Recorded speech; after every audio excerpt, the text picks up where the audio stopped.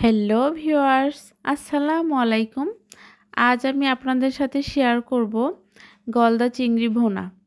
এই রান্নাটা খুবই সহজ, অনেক তাড়াতাড়ি হয়ে যায় এবং খেতেও খুব মজা হয়। এখানে আমি 4টি গলদা চিংড়ি নিয়ে নিচ্ছি। এগুলা অনেক বড় সাইজের ছিল, আমি কেটে ধুয়ে পরিষ্কার করে নিয়েছি। এবার একটি কড়াইতে সামান্য পরিমাণ তেল দিয়ে নিচ্ছি। এখন দিয়ে দিচ্ছি 2টো পেঁয়াজ কুচি এবং সামান্য পানি দিয়ে একটু নেড়েচেড়ে দেওয়ার পর দিয়ে দিলাম হাফ চা চামচ রসুন বাটা এবং হাফ চা চামচ আদা বাটা। এগুলো মিক্সড করে দিয়ে দিলাম 1 চা চামচ মরিচের গুঁড়ো, 1 চা চামচ হলুদের গুঁড়ো, 1 চা চামচ ধনিয়ার গুঁড়ো এবং 1 চা চামচ লবণ।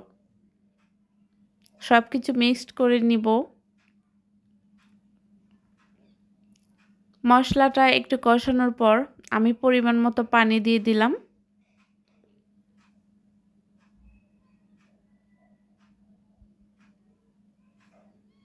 একটু নেড়েচেড়ে ঝোলটা 2-3 মিনিটের মতো ফুটিয়ে একটু ঘন করে নিব। দেখতে পাচ্ছেন ঝোলটা অনেকটা ঘন হয়ে গেছে। এবার আমি কেটে রাখা গলদা চিংড়িগুলো দিয়ে দিচ্ছি। একে একে সবগুলো চিংড়ি আমি দিয়ে দিচ্ছি। রান্নাটা কিন্তু খুব তাড়াতাড়ি হয়ে যাবে। আপনারা জানেন চিংড়ি মাছ যদি বেশিক্ষণ রান্না করা হয় তাহলে শক্ত হয়ে যায়। এটা 5 মিনিটের মতো লাগবে চিংড়ি মাছ দেওয়ার পর। চিংড়ি মাছগুলো আমি উল্টিয়ে পাল্টে নিচ্ছি 2 বার।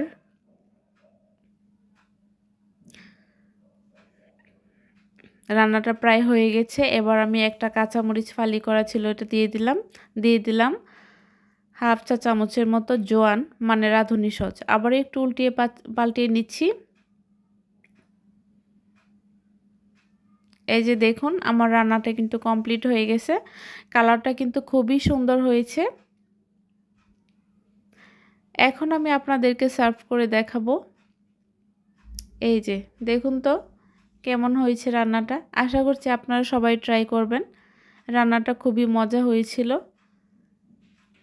আমার খুবই ফেভারিট একটি রান্না এটা।